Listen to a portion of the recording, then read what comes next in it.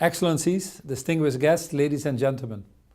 I am sorry that I can't be with you in person, but I'd like to thank Minister De Croo for the opportunity and the honor of sharing a few thoughts with you on this very important day. I hardly need to tell you that we live in an unstable and uncertain world. Challenges confront us from every direction: poverty, inequality, conflict, climate change, mass movements, and migration of people. Now, many of these issues are related and without borders. As the World Bank has warned us, by 2050, around 1.3 billion people will be at risk from climate change-related disasters. And at least 100 million of these will be pushed back into poverty. Now, that's more than 9 times the whole population of Belgium just there.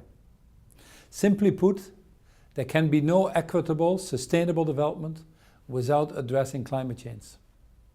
And we cannot address climate change without being attentive to the needs and the rights of those in the developing countries to prosper. The Sustainable Development Goals are a once-in-a-lifetime opportunity to deliver on both these challenges. I was honored to be at the UN General Assembly in New York last month, where there is an overwhelming sense of optimism that this transformation is not only possible, but inevitable. Indeed, we are already seeing action in many areas. First, the financial markets are catching on.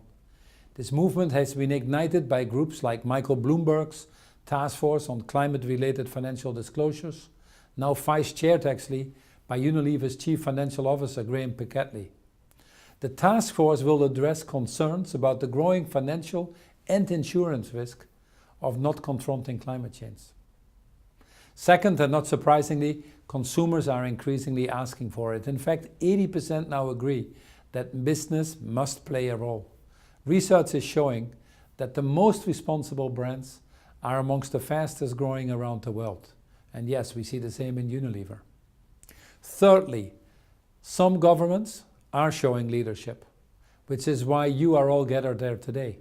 The Belgian government is showing leadership and commitment through this SDG Charter. Thanks to initiatives like these, together we can make an enormous difference. And then lastly, business increasingly is also taking action. Business is realizing that the SDGs are the answer to growth and job creation at a time that frankly we need it most. The estimated cost of implementing the SDGs is put between $2 and $3 trillion a year.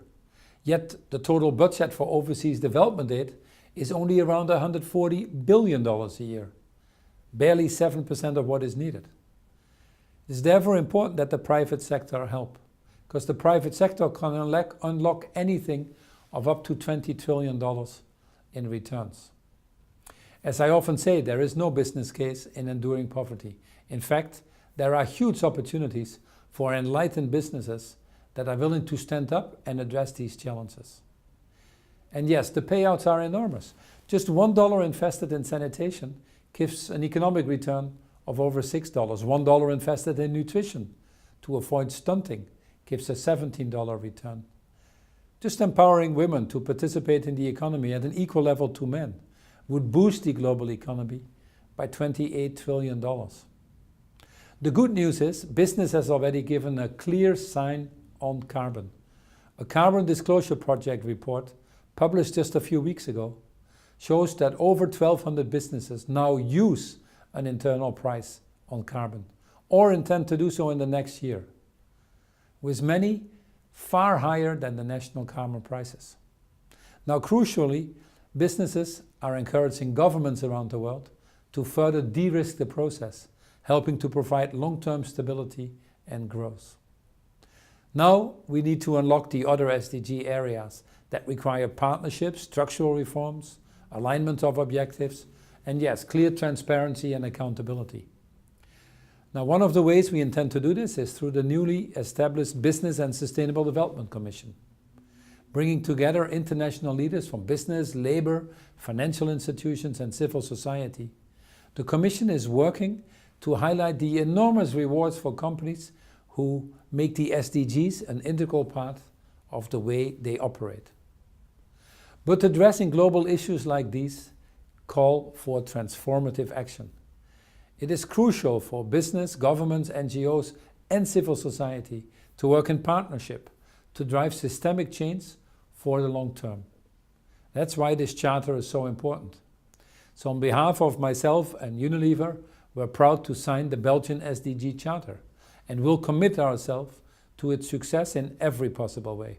I want to thank you once more for your leadership in advocating for a better world for all. Thank you very much.